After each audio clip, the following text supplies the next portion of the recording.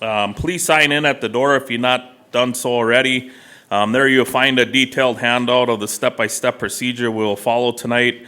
If you wish to take one, please do. Please put any electronic devices on silent mode at this time. Also, please note that all testimony is being recorded for the record. Members of the Planning Commission are appointed by the County Board of Commissioners with one member from each of the 5 commissioner districts. Land Service staff is here to assist the Planning Commission with its duties. The task of the Planning Commission is to hold a public hearing and make a recommendation to the County Board of Commissioners for approval or denial of request for conditional and interim use permits, rezones, plats, and ordinance amendments in accordance with state law and county ordinance. The burden of proving a request meets the criteria for approval rests with the applicant. There is a protocol for how we will proceed tonight. For each request on the agenda, we will hear a staff report, hear testimony from the applicants, and then we will discuss and gather more information as needed. Next, I will ask if there's anyone in the audience wishing to speak to the request. I will ask each party to come to the podium, that's the one by the door, state their name and address for the record, and give their testimony. Please be as factual as possible and direct all statements and questions to me. After all testimony is complete, I will close the public portion of the hearing. Public hearing portion of this process. The Planning Commission will then review and discuss the case in terms of our finding of fact criteria are required by Minnesota statute and county ordinance. We will have a series of votes, discuss whether conditions be made. Then there will be a final motion to recommend approval or denial to the County Board of Commissioners. After this final vote on your request, you may leave if you wish. The County Board of Commissioners will then consider the request and our recommendation at their next regular meeting and will either grant or deny the request. Okay, we're short a couple members tonight, but there's still 3, so we have a quorum. We have one agenda item for tonight, and that is the proposed cannabis ordinance. So at this time, I'll turn it over to Amy if you want to do the staff report, please. I sure can, Mr. Chair. So there's lots of moving parts with cannabis. So what we're talking about tonight is just the zoning portion of cannabis regulations. So that is really the time, place, and manner for cannabis businesses and the 13 license types that are being offered by the Office of Cannabis Management. We are working within a very narrow statutory framework for the regulations that we can have. So what you're seeing here is essentially what we're allowed to regulate. Anything more, we're really not allowed to regulate anything more. The way that statute is put together, we must allow all 13 license types, and really what our job is to determine where in the county it's most appropriate for each one of those. Just to let you know, this ordinance that is proposed here applies to all unincorporated areas of the county. So we have 16 incorporated cities. This ordinance does not govern and does not cover anything within city limits. Each city is going to have their own zoning ordinance. But this will cover all the townships within Morrison County. So just wanted to make that clear as far as what the scope of this is. There is another part to cannabis regulation, and that is registration of retail businesses. That is a separate ordinance from this one, and that is being handled by our Health and Human Services Department. And that public hearing is scheduled at the county board meeting on December 3rd. And so that registration ordinance is posted online, and that is handling the registration of the retail businesses that may locate here, and the option of delegating registration authority to the county can happen by townships and by cities. So that is really the choice for cities to make as far as whether they're going to delegate their registration authority to to the county. So we're talking just about time, place, and manner tonight. And so there's handouts out there. One of them is the actual language that is going to be inserted into the ordinance, and the other one are the bigger page is all of the various license types that the Office of Cannabis Management is offering. And then a brief description of the activities that are authorized under that license, and then all of the zoning districts within the county and where each one of those uses is going to be allowed and under what circumstances they will be allowed. So I just want to cover that a little bit, Mr. Chair, just to go through. Like I said, there's 13 license types. The only license type that our zoning ordinance is not covering is events, because that is being handled in the registration ordinance, and that's going to be handled very similarly to our large assembly ordinance, and that is not administered by the Land Services Department. So there's 12 license types listed here. The only one missing is events, but that is addressed in our registration ordinance. So I just want to give a rundown of the license types. So we have cultivation, and that is to grow, package, label, transport product. And so that's the growing of cannabis, and then also labeling and transporting that. And then typically that's going to end up at a micro, meso, or manufacturing business. So that's essentially growing. We are looking at allowing that as an interim use in the agriculture, commercial, and industrial zoning districts. That use will be prohibited in our residential, rural residential, and shoreland zoning districts. Micro business with growing and manufacturing endorsement. This one, you can also grow, manufacture, package, label, sell, and cultivate, and then you also can have one retail location, and that could include on-site consumption. This one will pair with the registration ordinance because this is one of the 3 license types that offers retail, and so that one will be allowed as an interim use in the agriculture zoning district, commercial and industrial, prohibited in the residential, rural residential, and shoreland districts. Meso business is also growth, manufacture, process, and sell, but it does offer up to 3 retail locations. With this one, that also would be paired with the registration ordinance, and that would be allowed with an interim use permit in agriculture, commercial, and industrial, prohibited in residential, rural residential, and shoreland.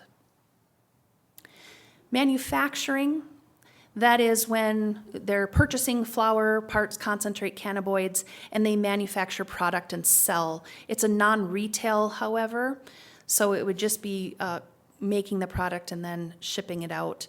That is proposed to be an interim use in agriculture, commercial, and industrial, prohibited in residential, rural residential, and shoreland. Then we move to the retail, just straight up retail, and that's really having a shop the Office of Cannabis Management will allow one licensee to have up to 5 locations, and it can include on-site consumption. That is permitted in the commercial zoning district and prohibited in every other zoning district in Morrison County. Wholesale, that is the purchase, import, and sale to cannabis business. It's not a retail outlet to the general public. That is permitted or proposed to be permitted in the commercial and industrial zoning districts, prohibited in the agriculture, residential, rural residential, and shoreland. Transport, this is a fleet-based business, and that is essentially to transfer to and from cannabis business. So, for example, you may have a cultivator that hires a transport business to bring to a meso business. That's what that business or that license type would allow. That is proposed as an interim use with up to 5 vehicles in the agriculture zoning district, permitted in the commercial zoning district, and permitted in the industrial zoning district, prohibited in residential, rural residential, and shoreland. Testing facility, that is essentially a facility where cannabis product is obtained and tested for content and strength. And that is proposed to be permitted in the commercial and industrial zoning districts and prohibited in all other zoning districts. The delivery service, that's also a fleet-based business. And that license type allows the purchase of products from cannabis businesses with a retail endorsement and to deliver to a customer. So it's kind of like DoorDash for cannabis. And that is proposed to be an interim use in agriculture, permitted in commercial and industrial. Then there is a medical cannabis license type, and that allows the growth, harvest, manufacture, package, labeling, selling to other cannabis businesses, and then they also can sell to qualified customers. Those would be people that have a medical endorsement. That is proposed as an interim use permit in the agriculture zoning district, commercial and industrial, and then prohibited in the residential, rural residential, and shoreland. Then we move to hemp, which is lower potency. That's stuff that you see now that's for sale. So there's 2 license types for that. One is a lower potency hemp edible manufacturer, and that is the purchase, manufacture, package, and labeling, and then selling to retail outlets. That is proposed to be an interim use in the ag, commercial, and industrial zoning districts and prohibited in the residential and shoreland. And then we have the lower potency hemp edible retailer, and that is a direct sell to customer. That is proposed to be permitted in the commercial and industrial zoning districts and prohibited in the agriculture, residential, rural residential, and shoreland zoning districts. I just want to break down what interim means. We have conditional use permit and an interim use permit. Interim use permit is very similar to conditional use. It does require a public hearing, and within that, the county board has the ability to grant or deny. They can look at each application on its own merits and determine whether that particular area is an appropriate place for that particular use. The caveat with an interim and what makes it different from an interim permit to a conditional use permit is an interim permit, you must put an end date on it. So you can, it can be personalized really more for a particular applicant. So that time frame you can put on there can look like a hard and fast date, a number of years, or until a particular person no longer owns the property. And so that gives the county board a bit more flexibility in looking at an individual applicant rather than just granting a land use right that runs with the land continuously. So those are the license types. So I just wanted to go over those because when I dig into this, it'll be important to be familiar with that. So then the next sheet I have is the actual ordinance language. And I'm just going to go section by section through this. I'm not going to read it, but I'm just going to give you a summary of what it is and then answer any questions that you might have.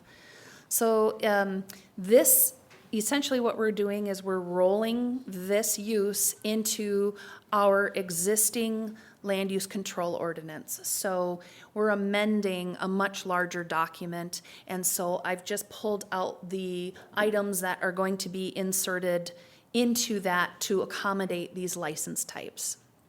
So in section 102, we do add a few more statutes that essentially give us the authority to zone for this. So that's just amended. Section 200 for rules and definitions, we have several new terms that need to be defined. We are simply going to refer to Minnesota Statute 34201 and Minnesota Rule Chapter 9810 for those defined terms rather than adding a voluminous list. We're going to refer to those. I did receive one suggestion, and I agree with it. The way that is worded right now, it says words and phrases contained in Minnesota Statute 342.01 and Minnesota Rules Chapter 9810 shall have the same meanings in this ordinance. The suggested language from Bellevue Township was that it perhaps should read, words and phrases contained in this ordinance shall have the same meanings as contained in Minnesota statute and rule. And because this kind of implies that the state must abide by our definition, where rewording it, we're referring to the statute. So that makes sense, so I would recommend that we incorporate that change. The only other term that we changed, really, that standing term, was daycare center. We are striking daycare center, and we are inserting the definition of daycare that is found in Minnesota statute, because it aligns with really the other intents of our ordinance as well as this, so we're updating that. Then we jump to section 600, and that's essentially where our zoning districts are, and we have our land use chart. So we lay out each zoning district and then the allowable uses within the zoning district. So this is where we're going to be inserting what I just covered. So in the agriculture zoning district, we'd be adding the uses under an interim use with performance standards. We'd be adding cultivation, micro business with growing and manufacturing endorsement, and meso businesses with growing and manufacturing endorsement, manufacturing, transport, delivery services, medical cannabis combination business, and lower potency hemp edible manufacturer. One caveat I want to point out is in micro business and meso businesses, there's various endorsements those licenses can have. And one of them is a growing and manufacturing endorsement. They can have retail and just growing. They can have various things. The thought process of requiring if a micro business or meso business is going to locate within our ag zoning district, they must have the growing and manufacturing endorsement. Because when we look at the purpose of the agriculture zoning district, it must have those two endorsements in order for it to be a use that makes sense in that zoning district. So that's one caveat that we've added there. And then again, not addressed in the ag zoning district as cannabis event, and then not allowed is the retail, wholesale, testing facility, lower potency, hemp edible retailer. Then we move to the commercial zoning district. We'd be allowing permitted with performance standards, so that means no public hearing, but we do have performance standards within the ordinance, and I'll cover those in a little bit. We will be allowing in the commercial zoning district retail, wholesale, transport, testing facility, delivery service, and lower potency hemp edible retailer, and allowing with an interim use with performance standards cultivation, micro business, meso business, both with the growing and manufacturing endorsement, manufacturing, medical cannabis combination businesses, and lower potency hemp edible manufacturer. Not addressed again in this zoning district are cannabis events. Manufacturing and industry zoning district permitted with performance standards would be wholesale, transport, testing facility, delivery service, and lower potency hemp edible retailer. Interim use with performance standards would be cultivation, micro business, meso business, manufacturing, medical cannabis, and lower potency hemp edible manufacturer. Again, and retail would not be allowed, and cannabis events are not addressed. So then we have the performance standards. So any of those uses that we say permitted with performance standards or interim use with performance standards, We, for someone to apply for a use permit for those, we have some minimum standards that they need to meet to apply for that use. This is very much in line with some of the other uses that we have. We do have performance standards that they need to, like minimum standards they need to meet to apply. So this is where we will be adding that, and that's, and we're creating a new section called Cannabis Businesses.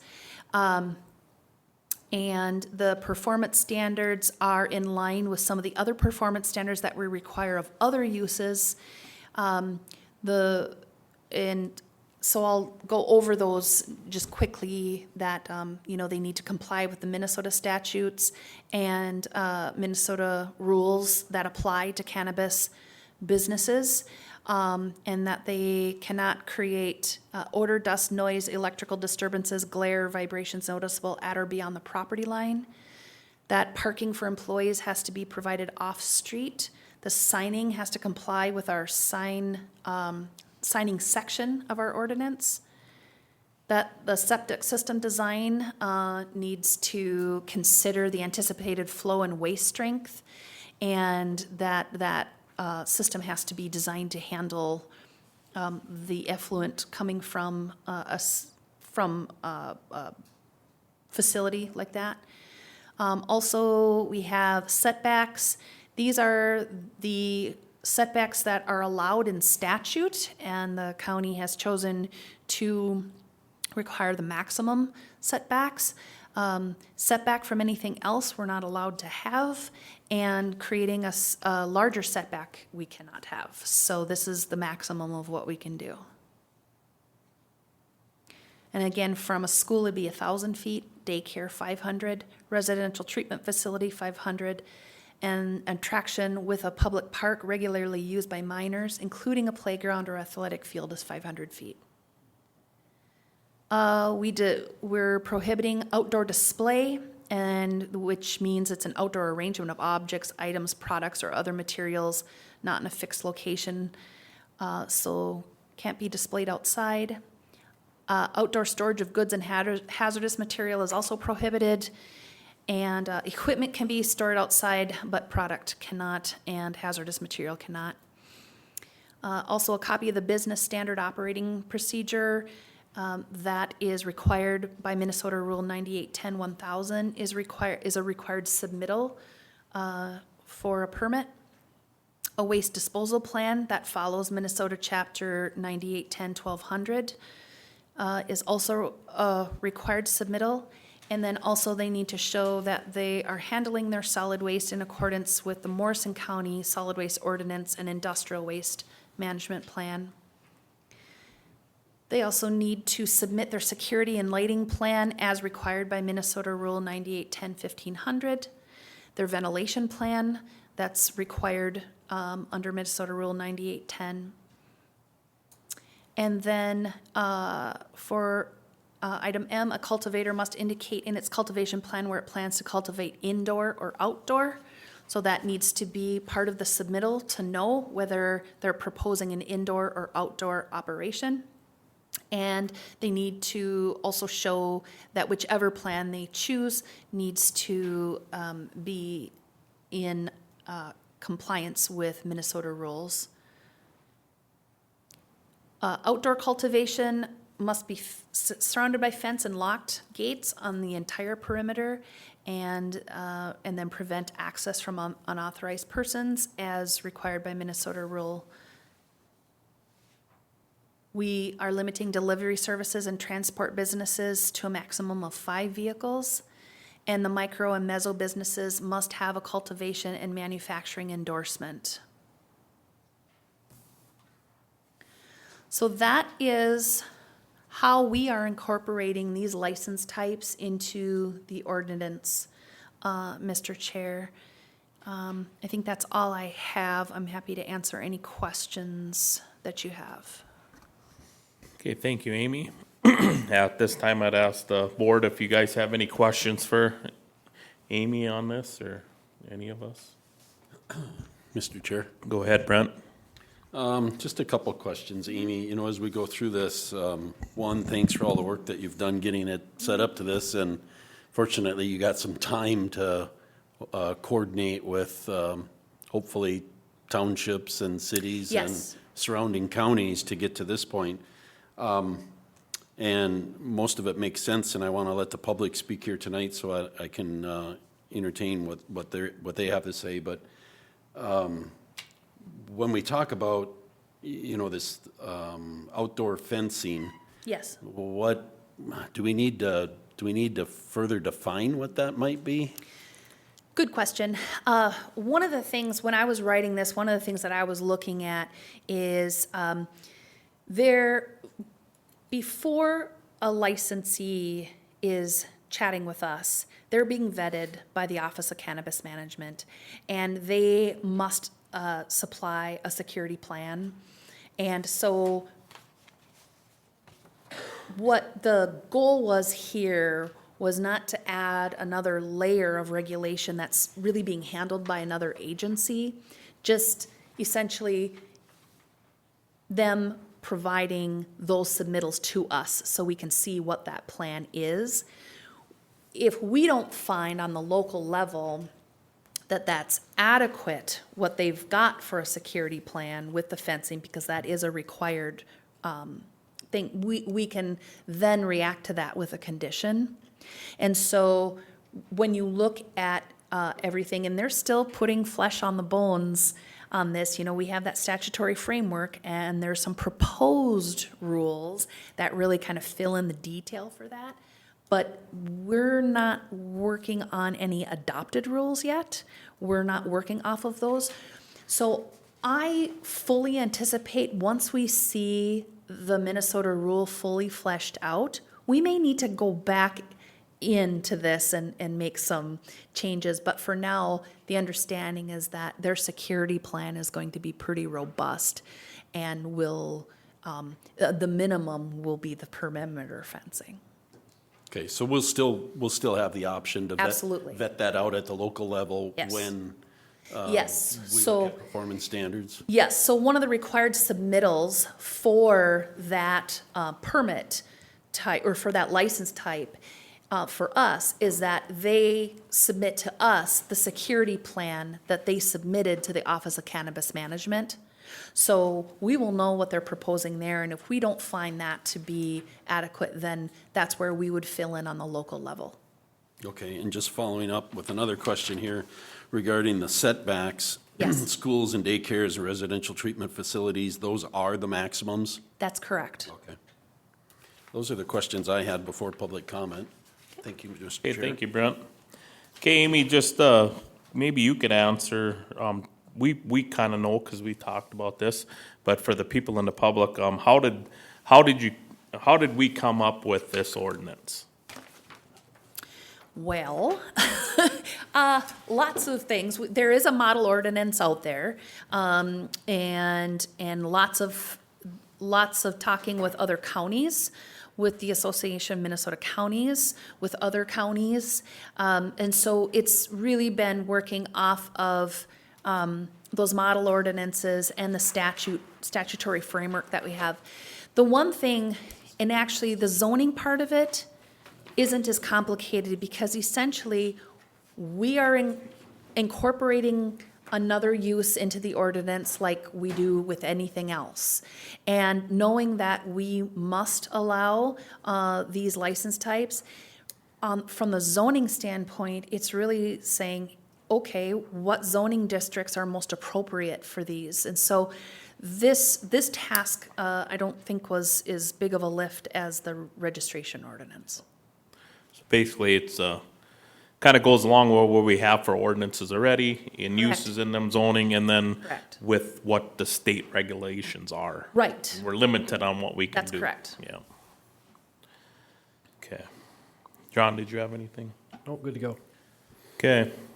So I guess at this portion of the meeting, I'm gonna open it up to the public. So, if anybody from the public would like to, speak, please go to the podium. There's quite a few people in here. I don't know how many of you are gonna speak, which is fine, you all can. But if everybody's gonna speak, it's gonna go for a long time, so we'll probably put a 3-minute time limit on it. But, So you're gonna head over there? Should I start your 3 minutes when you got up or when you get to the podium? At least I'm on my scooter and not Yeah. crutches, so. Which way to go here? Evening, this is, I'm Chuck Perrins, Little Falls Township. Just a real quick question for my own education. I was just kind of curious what the distinction was when you were looking at the low potency hemp edible retailer within commercial versus the manufacturing. I would have thought that it'd be more just related to the commercial than the manufacturing, but I don't think it's a big distinction necessarily, but that's the only question I really had. Other than the 500 feet maybe from the park, I thought was could have been 1,000, but.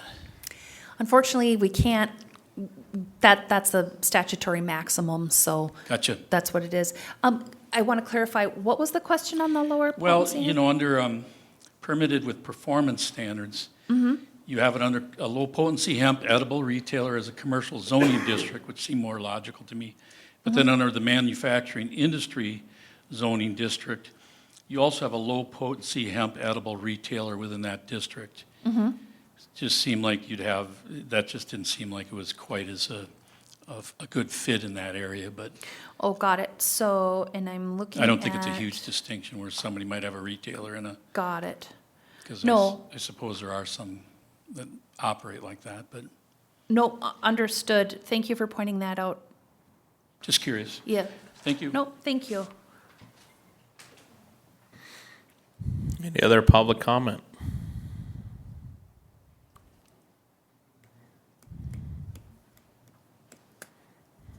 You guys are making it easy on us. Any other public comment? I've asked 3 times, so I'll ask a third and final time. Is there any other public comment? Hearing none, we'll close this portion of the meeting to the public. Mr. Chair? Go ahead, Amy. So I just wanted to talk about the next steps for our process is, like I said, the registration ordinance is, the public hearing for that is on December 3rd. And the plan is to bring both this ordinance and the registration ordinance to the county board on December 17th for adoption. So that's the time frame that we're working on, because we do need to have something in place by January 1. So that's the time frame that we're working off of for adoption. Okay, thank you, Amy. Anybody else on the board here have any questions or comments?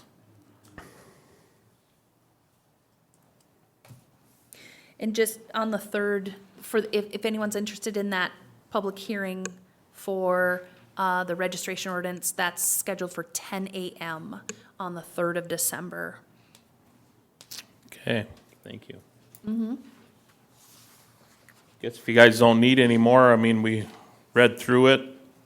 We had it in the mail, we looked at it for a week, and Amy went through it, and it was a pretty good job of describing everything and how it is, so I guess I'd probably take a motion to recommend approval. So moved.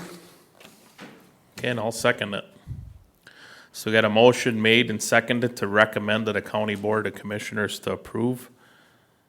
All in favor say aye. John? Aye. Myself, Clint is aye. Brent? Aye. Okay. So we're gonna recommend approval to the County Board of Commissioners. All right. Thank you, Mr. Chair. Yep. Okay, so then now we got approval of our November 12th minutes.